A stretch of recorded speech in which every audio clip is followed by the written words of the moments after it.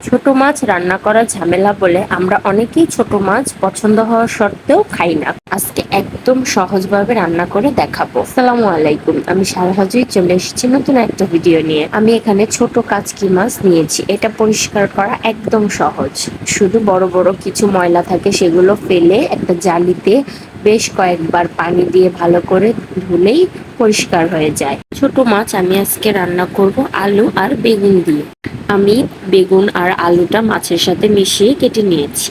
আমি এখানে মশলাগুলো নিয়ে নিয়েছি: হলুদের গুঁড়া, মরিচের গুঁড়া, ধনিয়ার গুঁড়া, জিরার গুঁড়া আর লবণ। আর আমার লাগবে পেঁয়াজ কুচি, টমেটো কুচি, কাঁচামরিচ। আপনারা চাইলে এখানে অন্য যে কোনো ছোট মাছ ব্যবহার করতে পারেন। আলু বেগুন দিয়ে ছোট মাছ কিন্তু দারুণ লাগে, যারা খেয়েছেন তারা তো অবশ্যই জানেন।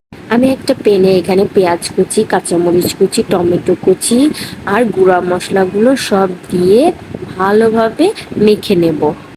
আমি আমার সবজি এবং মাছের পরিমাণ মতো গুঁড়া মশলাগুলো নিয়েছি।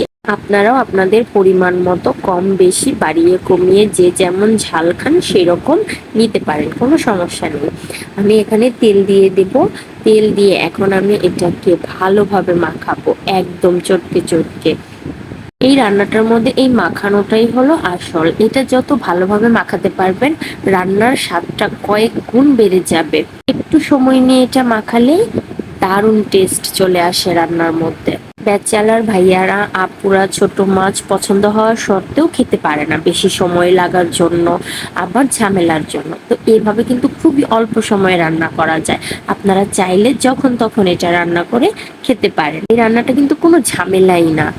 এখন আমি মশলাটার সাথে আলু বেগুনটাও ভালোভাবে মিশিয়ে নিয়েছি। দেখুন একদম মশলাগুলো সবগুলোর গায়ে লেগে গেছে। এত অল্প সময়ে যে গুঁড়া মাছ রান্না করা যায়, বাসায় ট্রাই না করলে আপনারা বুঝতেই পারবেন। আমি যে পাত্রে এটা রান্না করব সে কড়াইতে ঢেলে নিয়েছি। ঢেলে এখন আমি মাছগুলো আলতো হাতে মেশাবো, বেশি ডলাডলি করা যাবে না। ছোট মাছ তো একদম ভর্তা হয়ে যাবে, তো আমি হালকা হাতে মাখাচ্ছি। আপনারা একটু খেয়াল করে দেখে নেবেন। ছোট মাছ রান্নাটা একসময় আমারও বেশ ঝামেলার মনে হতো যে রান্না কখনো করবোই না ছোট মাছ। কিন্তু যখন রান্নাটা শিখেছি তখন কিন্তু দারুণ লাগে রান্না করতে। একদম খুব সহজেই হয়ে যায় অল্প সময়ে, একদম ঝামেলা ছাড়া। তো আমি এখানে একদম পরিমাপ মতো পানি দিয়ে দিয়েছি। দেখুন বেশি পানি দেব না, কারণ এটা শুকনা শুকনা রাখলেই বেশি মজা লাগে খেতে। একদম অল্প পানি দিয়ে এখন চলে যাব চুলাতে। আমি কিন্তু জালটা একদম বাড়িয়ে রেখেছি, আর তা না হলে কিন্তু বেগুন একদম ভর্তা হয়ে যাবে।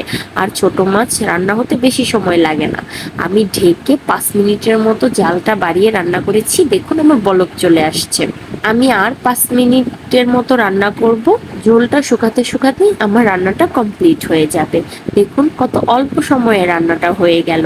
হাতে 10-15 মিনিট সময় হলেই কিন্তু আমরা এই ছোট মাছের তরকারিটা রান্না করে খেতে পারি, একদম ঝামেলা ছাড়া। দেখুন আমার ফাইনাল লুক।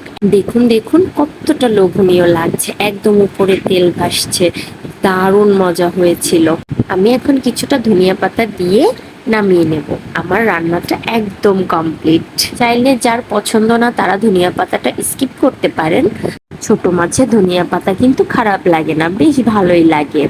রান্না শেষ। আপনারা অবশ্যই বাসায় এটা ট্রাই করবেন এবং কমেন্টে জানাবেন কেমন লেগেছে। যারা ঝামেলা মনে করেন তারাও একবার বাসায় ট্রাই করবেন। ভিডিওটি ভালো লাগলে অবশ্যই সবাই শেয়ার করে পাশে থাকবেন। সবাই ভালো থাকবেন, সুস্থ থাকবেন। আল্লাহ হাফেজ।